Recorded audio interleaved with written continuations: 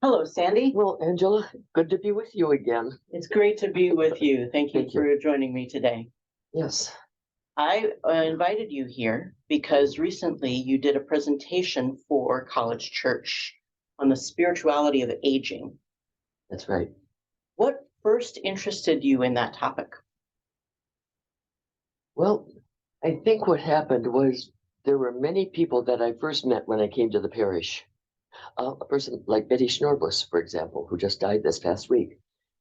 And there were several others that used to be very active around, took great leadership, and all of a sudden they were gone. Not necessarily that they had died, but they weren't able to come, they weren't appearing anymore. There was what they had done was passed on to someone else. And I thought, these men and women are too good to let them go maybe 5, 10 years of their lives without being part of this parish. Yes. So that was really the motivation, just seeing where they are, what and they've responded really well. Yes, they really have. Yes. Did you take some time with different books, or what was your process to discern what the spirituality of aging is all about? Well, probably my own life. Yes. But there are quite a few books that are really very good. Um, and don't ask me to remember titles and books, but I don't remember that well and all that kind of thing. I'm aging. Um, but what really got me interested in calling people together and praying with or making prayer part of the main part of my ministry was an experience I had in Guatemala. Maybe it's over 50 years ago now, closer to 60 actually. But one of the things I used to do quite a bit was just walk around town and visit with people. And one of the people I often visited with was an older gentleman by the name of Maximiliano Campa. And Maximiliano was the Cachiquel Indian, um, a real important figure in town. And one day when I was in his hut, which was probably his whole house about the size of this room, made out of corn stalks and mud, it was called the Bajareke house. And we were in there kind of dark, but I recognized on the wall a large world map. And I said to Don Max, can you help me understand what this map is about? He said, oh yes, now he's a storyteller. So he told me about how when he was young, his parents, they needed money to live. And so they sent him somehow or another into Guatemala City. And he worked with the Pan American Hotel that was being built at that time, probably in the 1920s. Older man. And there was a map in there. And he learned about the world on that map. And it really fascinated him. That world was this big, that all this. So he said, then nowadays, he said, that I'm here, he said, I started thinking about what does God want me to do now? So I had an idea. And I sent my nephew in town to find me a world map. And that's a world map. I said, so connect that for me, Don Max. He said, well, it's this way. When I was a young man, I said to God, what do you want me to do? And God said, I want you to find a good wife. And he said, I found a wonderful wife. And we had several children. We raised corn and beans and squash. And if we had too much and we had more than enough, we shared it with people. And then, of course, they grew up. My children are gone. My wife has died. I can't go to the mountain anymore and plant corn and beans and squash. So I said to God, now what do you want me to do? And God said, I want you to pray for the world. So that's why I have this map. Every morning when I get up, I touch every part of the world and I pray for everybody that's in that world, in our world. I touch the oceans if somebody's in the boat. At night before I go to bed, I touch every part of the world and pray for everybody, whatever it is. I give thanks and I ask. That's why I have that map there. Um, Out of that, what I did, I have always carried a globe with me after or at home. I don't carry it with me. But oftentimes at night when I'm listening to the news, I take this globe and I hold it. And I put my hands around that part of the world that's being talked about. Well, right now it certainly is Turkey and Syria. 17,000 dead so far. I remember our earthquake in Guatemala in 76. 30,000 people at that time. It's incredible what that does to a nation, what it does to a people, everybody that's lost. And I remember at that time, I was hearing off a little bit, but I remember at that time when we met each other, we said, "How did you come through? How many did you lose? Did you lose somebody?" All that. But at any rate, this globe takes me right back to Don Max and in his old years, God asking him to pray for the world. What I'm hearing is that there are different times in one's life that your call might be different, and you're wanting to open up what it looks like as we age, how that may change our vocation. I think it really does.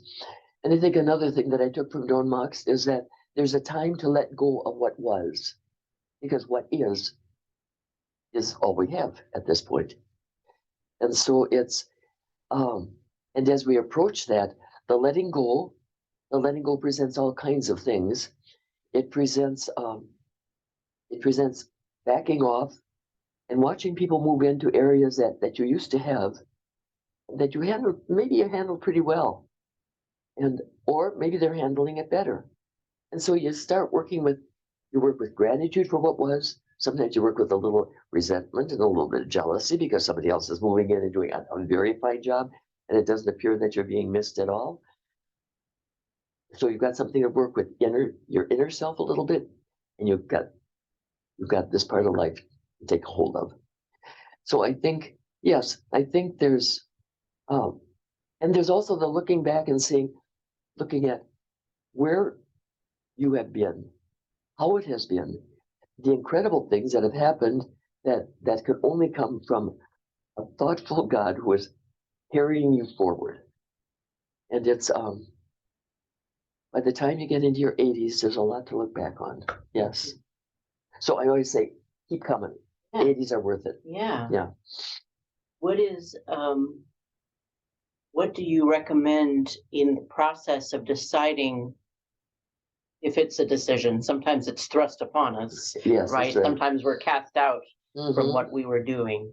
But for those of us who have to decide when to let go, when to step back, are there practices that inform that?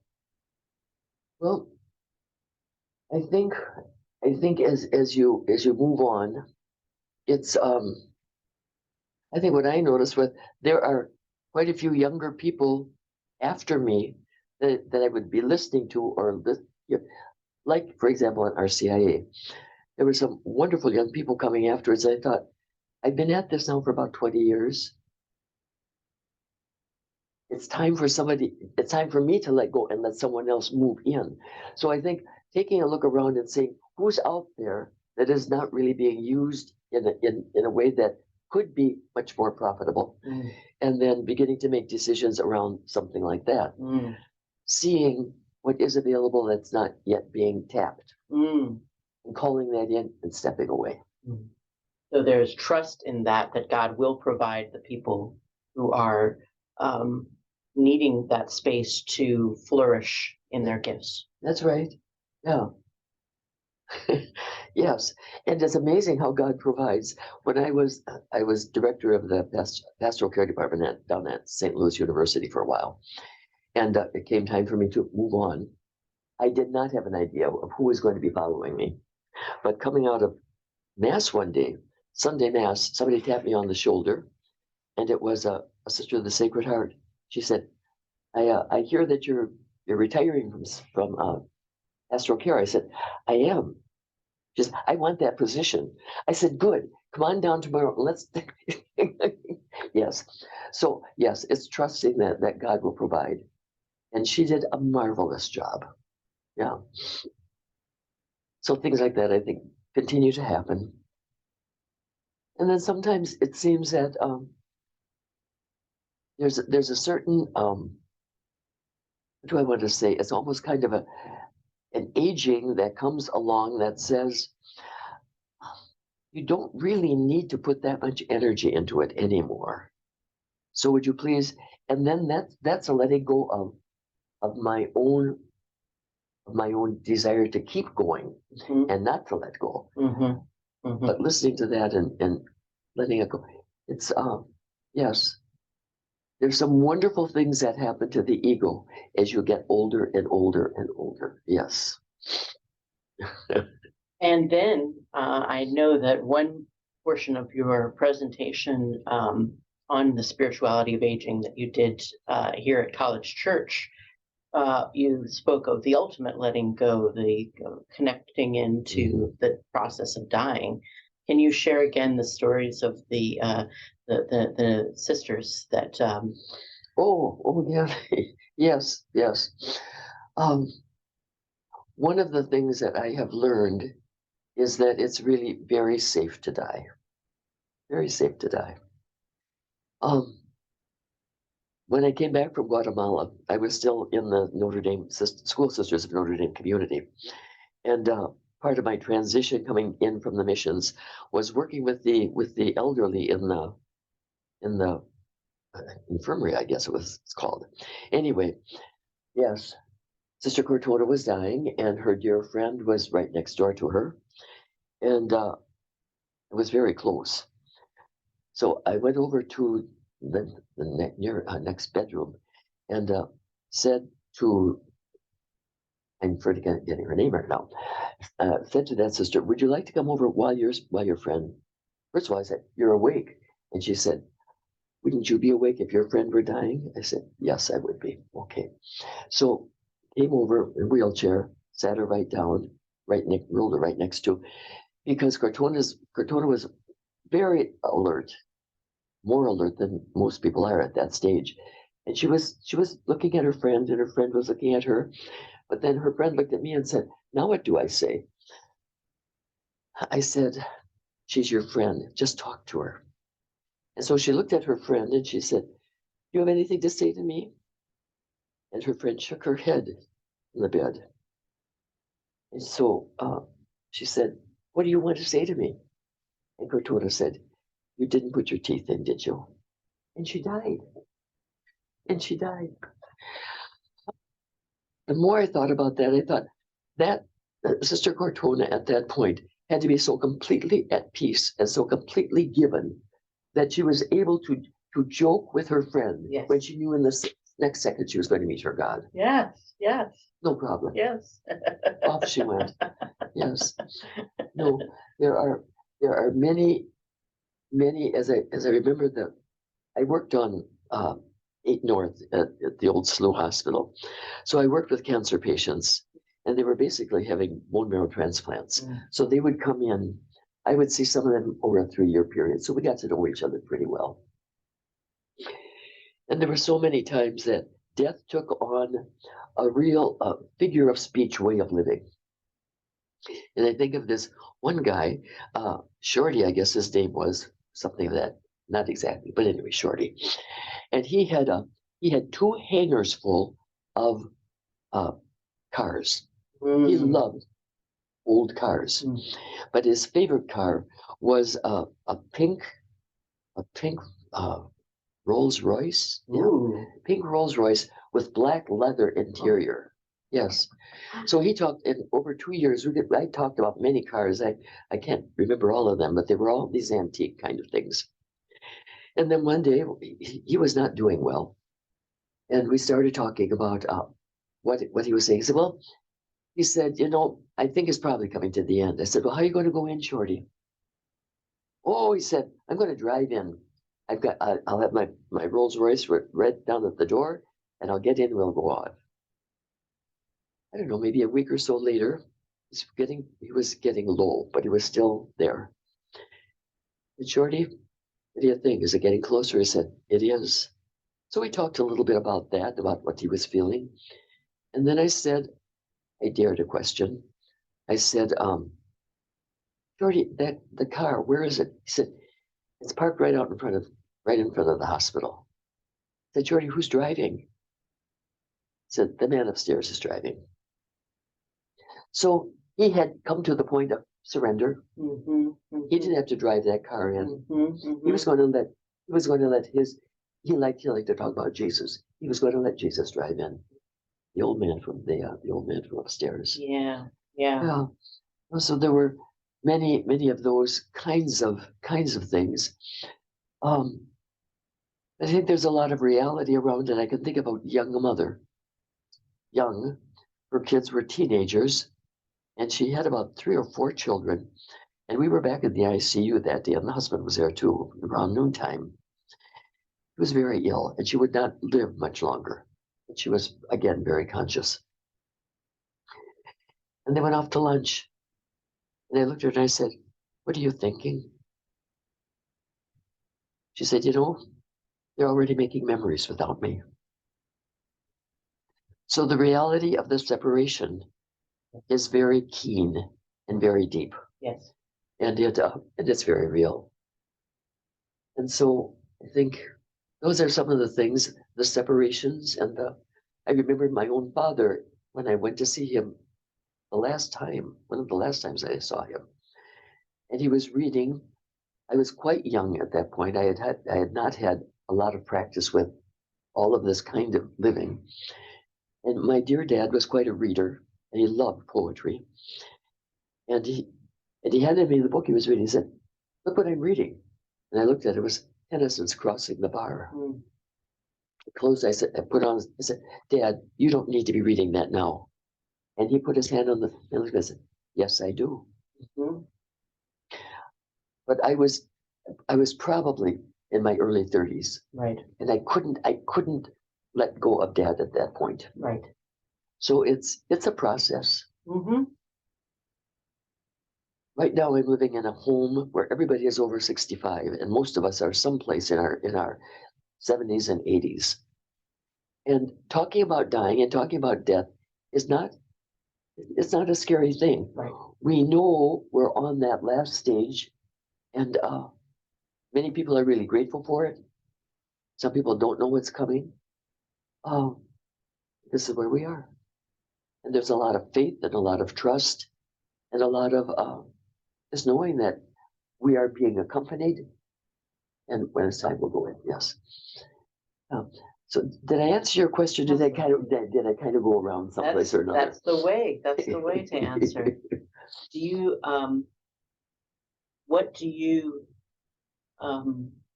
pray for our parish community as we encounter people who are aging? Because we're all aging. Yes, we are. Yes, we are. I was just with Betty Storbus. A couple of us have. I only got out to see her once, and I just really feel badly about that. But when I was there, she was a little conscious yet. And I know that because when I got close to her, but by the way, when you get close to a person that's dying, get close to their ear. Yes. That's the last. Yes. And when I said, Betty, it's Sandy, I had held her hand and she squeezed my hand. I know that she heard. And talked about the fact that she would see it's soon, Betty, and you'll see Jesus pretty soon. Talk to Jesus about us, will you? Yes, yes. Then I just sang her a little song. So what do I pray about? I pray that anybody that's coming close to death can come close to death with an acknowledgement that yes, I'm moving into something that I've trusted about in my whole life. And if there's any shame or guilt or any of that kind of thing that's still left over, I pray that people can die in peace, that they can really accept the mercy of God and just know that mercy is really available. Basically, it's our ego that hangs on to shame, and it's ego that hangs on to all the other stuff. Because if I can't think that I'm better than anybody else, I want to think that I'm worse than anybody else. So get rid of it all. How do you like that? Well, and not just that final journey, but there are signposts along the way, these transitions that are happening in our parish by members of our parish community every day, retirements or children leaving the house. Oh, that's a big one. Yes. Yes. Children leaving, and I've watched this in my own family, and then that husband and wife having to come together and know each other in a whole new way. That's an opening. Sometimes they make it well, sometimes it doesn't go so well, sometimes it's cracking up a little bit, but we come together again. So that's a whole adjustment. And it says a part of life is over. Yes. Sometimes after I'm with some of my family members or other people who are grandparents and are home now after they've been with their children and their children's children, they say that part of my life is over, and I'm so grateful because the energy is much more than we can take. Mhm. Yes. So yes, that's a transition. Leaving from work is a Mhm. transition. I am no longer needed in the same way. Yes, and that leaving from work, children leaving home. And then when illnesses begin to show up, arthritis is a big one because it cripples. Um, Cancer is another big one because that kills. Um, when the mind begins to deteriorate in one way or another. Mhm. And I can see that in our parish. I can see people moving into these areas. Uh, we'll be going out to see Steve Frank this Sunday. And Steve, who is a real leader in Ignatian spirituality in our parish. Right now, when I was with Steve a couple of weeks ago, I said to him, Steve, do you want to pray? Immediately, he was nonverbal, but immediately Yeah. he was there. Yeah. Yes. Mm-hmm. So all of this begins to happen, and it's the letting go. It's like watching a tree in the autumn, Mm-hmm. in this fall time. I have this wonderful, and I love trees, the wonderful tree outside of my third floor apartment building, and I can watch, even in the spring, that tree is my image. Even in the spring, when the sap comes up, there are certain branches it does not go out to. They don't work anymore. And so, but you watch and to the very last bud, the sap gets there. But there's parts that are gone. They just not operative. And so I think we can look at nature and find out a lot about ourselves. We can look at our own animals that we've carried, our dogs and our cats. What happens to them when they age? We age too.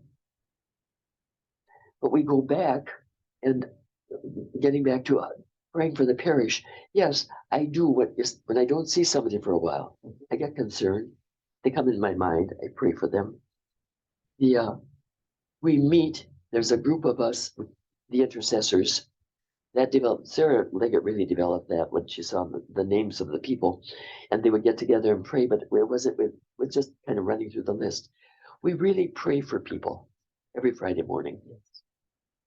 45 minutes to an hour.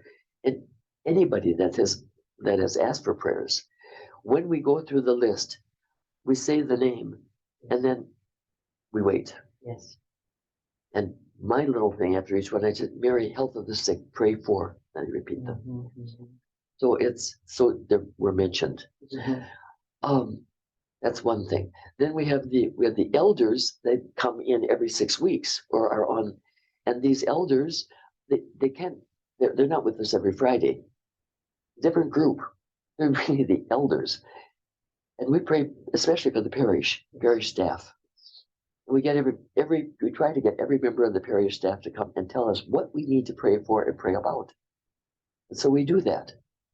And it goes back in my motivation, it goes back to John Marx, but it also goes to some wonderful